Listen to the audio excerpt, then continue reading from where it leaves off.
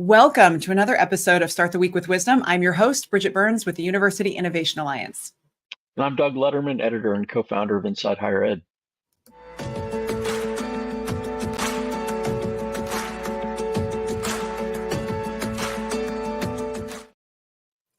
Each week, Doug and I team up to have a conversation with a sitting college president or chancellor to try and get a sense of their wisdom and their perspective and just learn a bit more about them as a leader.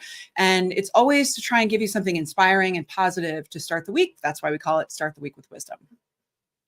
And as always, the podcast is presented by and sponsored by Mainstay, which it's a really interesting student engagement and retention platform that has proven its efficacy through peer-reviewed research. It's worked with Georgia State University particularly. That's probably its best known client so far. They've produced a bunch of studies that have shown how it helped Georgia State reduce summer melt and retain students better. And you can find out more about Mainstay at mainstay.com. And now we'll go on to today's program. And we were just in person at ASU GSV, and you can tell we are still recovering because it was a whole lot. But I'm really excited for today's guest, which we actually got to see in person. So bringing him in. And it's Scott Pulsipher, who's the president of Western Governors University. Hi, Scott. Thanks for joining us. Hello again. It's great to see you both. Yeah, long time no see. So for those of you at home who don't know, Western Governors is a different model of institution that does focus on serving working adults and has a lot of students that it serves online. But what we're interested today is in Scott and how he got here, because he has a very interesting background. He's been there for 7 years, but he has worked in a variety of, worked in tech and has an extensive experience in other industries, bringing that wisdom to bear on this role as Western Governors University president. So just want to get to know, you're a non-traditional guy coming in, and yet you have managed to do a really great job. So I'm just curious, what made you want to do this job? Where'd this come from? Yeah, that is certainly the $64,000 question. I've actually just passed 8 years here, Bridget. So my bad. One more, and now I wonder if that actually just makes me part of the apparatus. I don't know how many years that now I'm like, oh no, he's a conventionalist, thinks like higher ed, etc. But that's certainly not how I ended up here. I spent most of my postgraduate career in startups and technology, and that led me to even an opportunity to start up and grow a business inside of Amazon, and so had some of that experience. But I think there was some growing affinity, if you will, for the leadership path that I was taking that got me closer to education. I'd started working with my undergraduate alma mater at Brigham Young University. I was part of advisory network that was part of their business school program. I started guest lecturing, doing seminars, getting closer to that. And interestingly, I was even going to start as an adjunct there in their MBA program in the fall, but that would have been after I started at WGU. So I was like, I don't think I'm going to have the time for that anymore. But I think the serendipity part of that was that the executive recruiter that WGU hired had actually been trying to recruit me out of Amazon to other technology startups and companies. And the cool thing is that I think he had developed or had a sense of some of my core character attributes that he saw in me, some things I think aligned with what WGU is about, that was suggested to him, at least I was a candidate that I should at least meet with Bob Mendenhall, who was my predecessor as president. And lastly, I think that there's one big thing that WGU made a great fit, which is we are an institution that leverages technology to really change the model of how we do things. How do we better serve students? How do we develop curriculum? How do we lower our costs, our delivery model, you name it. And my technology background had certainly demonstrated some of that, where I'd seen that in retail and banking and supply chain, et cetera. And so I figured, you know what, higher education, there is the business of it. And when we put students first, that technology background was, seemingly attractive to the board, if you will, that they thought it was a good idea to give me this job. It's been a thrill every day since, though. I'll tell you that. It's been awesome. And I guess two follow-ups from me is, so you just talked about what WGU saw in you love to hear just a minute on what attracted you to the job particularly. And then I guess I'm interested in, you are a non-traditional, quote, non-traditional president, but at a fairly non-traditional institution. So I'm curious how, and yet you have become, you're very involved at ACE. I don't think you've been sucked into the vortex entirely but I am curious kind of how the hiring of a quote non-traditional leader is still viewed as sort of exceptional at a lot of more traditional institutions. And so I'm curious both how you think about kind of, I'm guessing the typical institution might not have attracted you particularly. So I'd love to hear a little bit about that. Yeah, and there's maybe 2 points. One is more of, maybe call it a logical kind of argument as to why I saw it as a really good fit for me. But then one is much more of an emotional and a very deeply persuasive reason why ultimately I joined. But in the first one, the logic one, I think this has also allowed me to be at least somewhat effective in trying to persuade others to think differently about how they do what they do. And this is what drew me to WGU, is that WGU, I think more than most, truly puts the student at the center of everything that we do here. And that seemed oddly to me quite unique in higher education, meaning that we are not at all confused as to who the primary beneficiary, if you will, of our mission, our purpose, everything that we undertake, our operating model, everything that we do is to help that individual persist, progress, complete, and ultimately achieve the opportunity and outcome that they see education as the pathway to achieving. And so, and when you look at many other institutions, and I've certainly heard this, been on panels with many of them, work with those colleagues and peers at American Council on Education, that you can see that the breadth of their constituencies is far greater sometimes than we have at WGU. But that's one thing that was very compelling to me, and that resonated with me as a startup individual, someone who worked at an organization like Amazon, that you have to be really, really clear about who you're serving, what are the core value proposition that you're delivering, et cetera. And so that to me was really compelling, that someone had a singular focus around its mission and purpose, and that then centered everything that we did. Now I'll share with you the emotional part of that, because before they offered me the opportunity, they invited me to attend a commencement in February of 2016. And the commencement is occurring in Orlando. You know this, but many of your audience members and listeners probably don't, which is we don't have a campus. We don't have any facilities that students come to. And so we have commencements often at other campuses of our other peer institutions, or we have them at venues, et cetera. And so this one was in Orlando. And I had the opportunity the night before to talk with all these graduates and these now alumni, and learning about their stories and their journeys that got them to this point. You also meet their families, by the way, and the families our graduates were very different. You had as many parents or you had as many children there as parents. And so you obviously saw that these individuals weren't like your typical Hollywood version of a college graduate who's 20 years old, et cetera, finding themselves in the world. Then you hear the stories shared by the commencement speakers, and I left with this impression that achieving that milestone or attaining their degree meant way more to them than the same experience meant for me. It's as if the pathway for them was not trodden by others, that it was still full of barriers and challenges and disruptions and offsets and things like that. And yet here they still believe that education was going to make a difference for them. And I don't think that I had that same belief about my own educational pursuits. And it reinvigorated in me the sense like, wow, for me personally, like next to faith, I saw education as being the single greatest catalyst for people to change their lives for the better.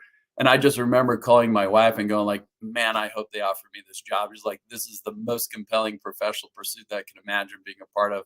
And it just connected me emotionally to it in a way that I've never been connected to any of the startups or the other businesses I was part of before. So I actually think that hearing your background, it actually makes total sense that you would end up there, because the thing that higher ed struggles with is the word customer.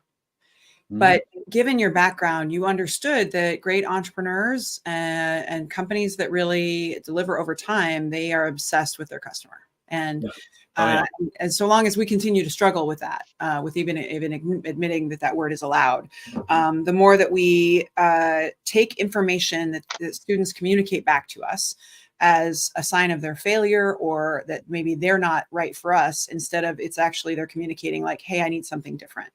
And if you have that customer service orientation, it's a tell, right? It's intel. And so I'm just thinking about how actually that totally makes you the perfect fit for this role. But I want to just shift to you as a leader. And so you had these senior roles prior. You've worked with a lot of leaders. Yeah. Where did the Scott Pulsipher version of leadership come from? Who most impacted your idea of how to show up as a leader to your team and to inspire people? Did you have a good model, or did you have a model of what not to do? Well, there's probably three things thinking about this that come to my mind on this question. One is, I certainly was raised with principles, and that there were certain virtues and values that mattered in life, and that those principles applied to all different dynamics in which an individual would find themselves engaged in the context, et cetera. So there's a lot of that truly for me came from just how I was raised, the things that I was developed a belief in and a conviction about. But then it became all right, let's observe that in practice and let's try them. And it very much was hey, it's just like education. You can go learn something, but then you have to apply it. And that's where I would say to your questions, to me, it feels like 3 parts good and 1 part bad, because I certainly have tried to emulate those things that I have observed and can see the impact of the good leaders. And those would be examples like Tom Taylor for me, who was the senior vice president that I worked for directly at Amazon, was really an influential leader and mentor for me. Just the way he thought about solving problems, the way he thought about organizing and teams and getting the best out of the individuals on that team.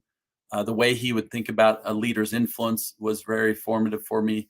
But I certainly had other leaders who were on the flip side of that, where I remember working for a boss who's wow, I'm not certain this person could, navigate their way out of a, paper box. I'm not sure they could actually solve this problem. It seemed to be more of self-aggrandizing, and they want to emphasize their position thing. So I can remember examples on both sides of that. Thankfully, I've associated with more like that are more good examples of that, including advisors, consultants, mentors to us in different positions that would say, man, the thinking about the problems to be solved. But for me personally, I would say the ones that have been most powerful are those that centered more around the influence of the leader on humans. That it wasn't about the problem to be solved. It wasn't about the design of the product. Those were important, but those were secondary, because ultimately you're trying to motivate and inspire the people on your team or in your organization to do that great work. And that great work didn't depend upon your thinking on it as much as an ineffective leader thinks they may think it does. Yeah. And so that to me was the more good part of that has been very effective. This is a side question, and we can go to you, Doug, is do you work with an executive coach? Because we often hear from presidents this is a serious thing that needs a tune-up on a regular basis. It should be taken seriously, but we as a sector don't resource that often. But have you worked with an executive coach? I have. In fact, that was particularly important when I came into this role, because now I've reported directly to our board, and you lose the natural mentorship and developing coaching that comes from a senior manager that you, working at Amazon, you had your senior vice president that you worked for. I didn't work directly for Jeff, but even if you work directly for the CEO, you still have that mentorship. But if you're the president, well, you're not regularly engaging, nor are they regularly observing your behaviors and leadership. So you lose that. That executive coach is really, really valuable. Plus, they're allowing you, or they're supporting you in terms of always getting that 360-degree view of how your behaviors, your actions, your words, how they're impacting those that you're trying to influence, either in the direction of your mission or just trying to motivate and inspire. And if you don't have that, that honest, clear, feedback, that I even, had one coach she was just always clear as kind, clear as kind, clear as kind. And she's like, I'm telling you this because that's the kindest thing I can do for you. And so, yes, it's really important. Yeah, totally. It's interesting because I hadn't really quite thought of it. The fact that there's nobody to mentor you internally. I mean, the piece of it, the other piece of it that we hear a lot from presidents is about how lonely the job is comparatively, and it's probably related to that. There aren't even really people. You don't really even have peers. Not only do you not have a mentor, but you don't necessarily even have people. I mean, you might have people that you work closely with who you like and all that, but you're still their boss. So it's really tricky. And we've been hearing a lot about the sort of loneliness of the college presidency. There's little doubt to this point, Doug, there's little doubt that I've experienced now certain really weighty things that it feels like you have no one to share that weight with. Yeah. And that certainly is the challenge of that singular leadership role. And so I've discovered over those 8 years I've been here is that you have to build that pretty close advisor network, because even your executive coach, they're to coach you. They're not there to solve your problems for you or answer these questions. So you still need that pretty close advisor network. Thankfully, you can build an executive team or leadership to contribute to a lot of that you can be vulnerable with too at times. But a lot of it does depend upon really effective trustees and having a close association with them. That's something that I've spent more time on in the latter half of my 8 years as I started to see the importance of that more and more. Interesting. What can I just ask just a little bit more about, like, what the higher ed that you weren't a CEO before, or I think, did you have a CEO? No. So I didn't have a CEO title. I was like a general manager of a business or a division inside of a much larger thing, and so, but not a CEO directly. So some of the differences in this role is obviously related to being the person. But what are the other things that have been particularly? I mean, you talked about sort of the things that were compelling to you. What have you found about sort of higher ed leadership that either surprised you or was most different from the other kinds of leadership that you've done elsewhere? Yeah.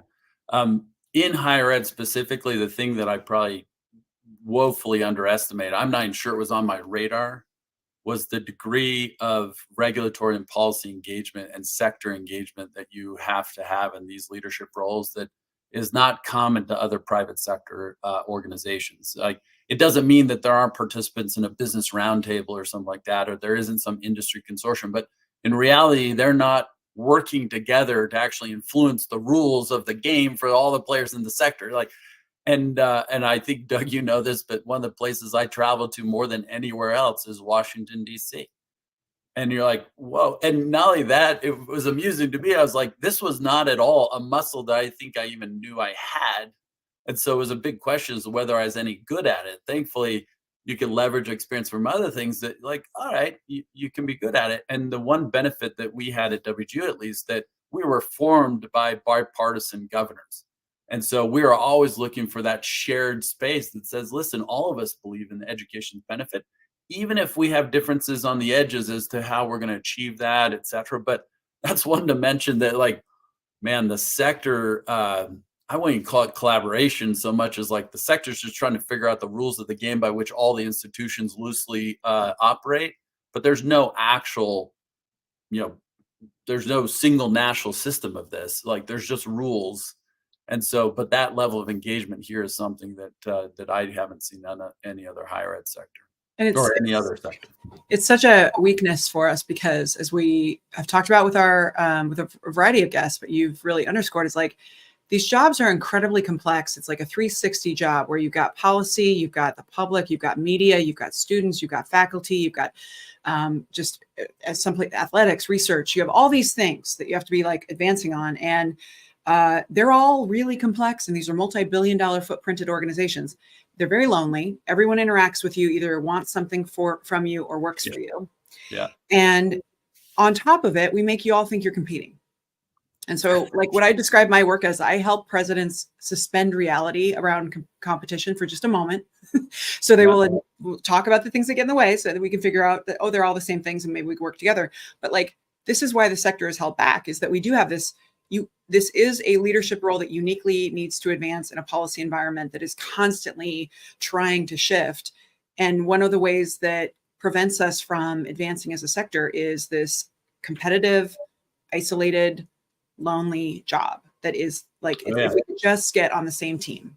And some of the same things I've seen in this regard, Bridget, because it's a really important point, is that sometimes institutional leaders will say, well, the missions are different and therefore the constituents are different. And I see these often introduced as reasons why we can't collaborate more effectively, why we can't actually work together to advance certain things that will serve all these institutions well. That those sometimes like, hey, there's also things working against us. And I think I get it, by the way, because when you're a leader of institution, when the loudest voices of the largest constituents are not ones that are related to like how we're creating this means and mechanisms by which we can advance the overall capacity and the access, et cetera, for all the individuals that need to be served, but it's about how your state, your funders, your boosters, your faculty, like, oh no, they are all louder voices and they will unseat you, by the way, much quicker than any of that collaboration you'll do on the other side. So they aren't always aligned in terms of the impact that you're trying to have as a leader of these institutions. Yeah. And we are interesting. so, I mean, love how different we are. Oh, yeah. Well, right. And yet at the core, the what I consider at least the core function of almost all of the institutions, they're actually not that different. I mean, not at all. You peel away, yes, there are going to be institutions that have a big research component, big research infrastructures, and yes, there are institutions that have a lot of sports teams. But if you were to, at the core, educating undergraduates particularly, but educating learners, you and Salt Lake Community College and University of Utah and what other your regional neighbors aren't all that different, and that's why that sort of differentiating is just so maddening. Absolutely right. And I've even written about this in some of my pieces where I'm just saying, like, you really have to be clear about the fundamental mission, and it's really either one or two, and it's like transferring knowledge to those who need it so that they can advance their lives, or it's actually you're in the business of advancing knowledge because you're research institutions. But we don't need 4,000 research institutions, but we do need 4,000 and more institutions whose singular purpose is really about helping individuals acquire their knowledge, skill, and ability. And if you keep the focus there, then these other things are supposed to add to that, not detract from it. And that's been the challenge of a leader, is like, even at WGU, is like, oh, I got plenty of people asking me to do things with this, or, hey, can we partner here? Can we do this? And you're like, whoa. Like, if those things don't increase our ability to enroll, teach, and graduate individuals, then it's a distraction. And so I'm always trying to make sure my own personal attention is on that value proposition to our students. So I actually think there is difference, but it's in large groups, right? Like I think research universities with athletics programs, like basically it makes the decision-making calculus there's just a couple layers more of complexity. And there's some things they have to balance. And so I do think that generally, if you're a large public research university, like you could get in a group and huddle. We could, like, the problems are very same. If you're a community college, I think depending on the size, I think very same problems, right? They're like online institution, I think very same problems relatively. But the sector benefits from us not putting aside those differences and talking about the things that get in the way. And like, but I'm much more interested in, like, there have to be lessons that are translatable regardless. Like, I think that there are lessons that you can learn from an institution that targets and focuses on adult learners. I think that even if I'm not an institution that's solely going to focus on adult learners, I think there's some nuggets that I could embed in what I'm doing. There's a different approach or a philosophy. There's stuff that does translate. It's about adapting it. And it's not just like cut and paste. Like, I'm not going to take the entire WG playbook, but I bet I could learn some things about the way that you approach engaging and supporting adult learners that any institution that wants to help adult learners could use, right? Like, we just need to have more of that. Yep. Yeah. And we're gonna see more institutions need to, maybe, not to the extent a place like yours does, which is mostly, but relatively few institutions are going to be able to never serve an adult in their next 25 years. I mean, that's just the reality. I think the tie to the leadership here too, to your point, Bridget, is that you've seen this leading University Innovation Alliance. I've seen it also with the President's Forum and these collaboratives that says, oh yeah, when you get down to it, like these leaders of these institutions, they're still trying to achieve a shared endeavor, or the impact of that shared endeavor, that they are more alike than they are different. And it's the capacity for focusing on the things that they share to then work together to advance those things that make it better for all of them to achieve the impact they're trying to have. Because, Doug, you're right too. It's like, oh, I can see the U of U here and Salt Lake Community College there. And it's like, oh no, our associations with them are actually quite strong. And we're always finding those things that we share together. That is also a great lesson of leadership. It's like, the more you can actually convene those that have that shared endeavor, it actually amplifies that impact you can have as a leader, rather than you trying to think that you can go this alone. What's that game that we play in golf? Sometimes I'm a golfer, and so you're like, oh, do you want to be lone wolf or do you want to go with a partner? It's like, well, your odds of success increase significantly when in fact you are with partners. Mm-hmm. Especially when, I like to say, when you're trying to tackle problems that are larger than any one institution can solve. Right. So I want to get back to you as a leader. We usually just focus on the leader, but this has been, we've taken an emphasis on the approach, which makes sense. I want to know about, for you, what has been the hardest thing you've had to do as a leader? Is it just, is there a particular type of decision that for you has just over time been the hardest thing? I think the most emotionally weighty things that I've have to deal with are, in fact, very individual conversations, where sometimes that conversation is having a very open and clear conversation about where their performance, their engagement is actually disconnected with the impact we're trying to have. That's particularly hard, I would say, just from my own experience, when it's not on a matter of what I would call like operating performance. It's actually more about principles and behaviors and impact on humans, that it's more about cultural elements that says, hey, even if you're achieving great results here, but you're leaving a wake of bodies, like that's no good and it's not tenable. And when the matters happen to be for the individual around issues of principle and engagement and core experience elements, those are really weighty for me, because at the end of the day, like for me, leadership is always about humans all day long, all the time. And so it's these individual engagements to me that weigh probably most on my mind when I think of that as a leader. And I would always put those as much more important, because your influence is, did you help that individual become better than they were before? Did you leave them better than when you found them? Have you put them on a path to progress and improvement, et cetera? And that is much more important than whether or not we solve some complex technology design, or we're trying to develop a new curriculum or whatever. Like, those ones, like a lot of people have the cognitive ability or capacity to solve those problems.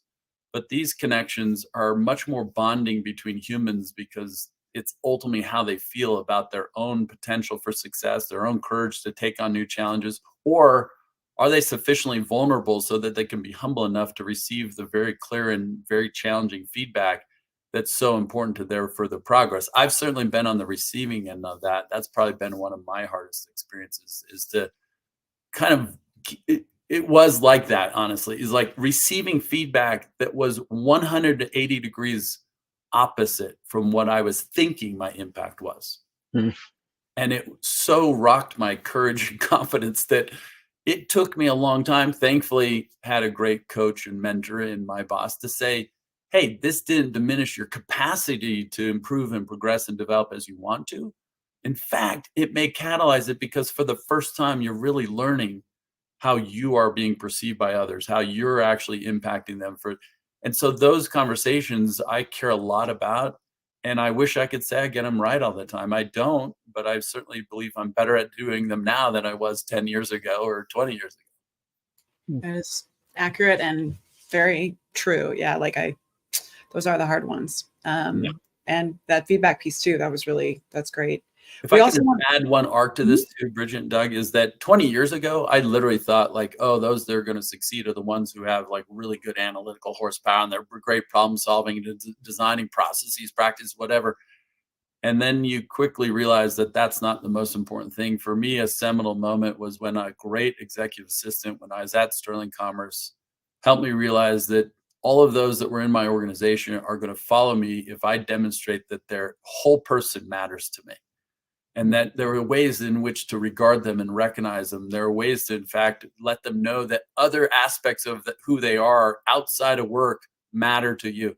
Like, it was so great because even today I still have a practice of just writing handwritten notes to individuals, just recognizing for something they did that was awesome, or acknowledging condolences for someone they may have lost, or a great life event like a new child. Like, that it just reflects to all of them that you see them as they're meant to be seen, and that you care about that whole person. And that happened in 2006. And like, it was certainly an inflection point in my own leadership development that has been invaluable to me. The last question we always like to ask is the best advice that you've received from someone else that helped you the most in your career, kind of as a paying it forward to our audience. Yeah, well, there's a simple phrase that this Tom Taylor, who was a great mentor of mine, that he mentioned to me once. He's like, every individual, leaders in particular, need to know that even when you're whispering, you're yelling.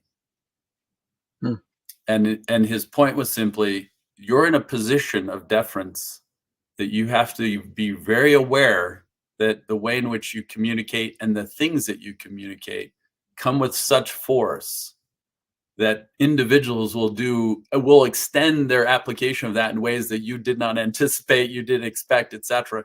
And so it just really helped me understand. It says, listen, the leader's influence is often far greater than that individual. That simple person that we see ourselves in our head, it's like, it's always far greater than that.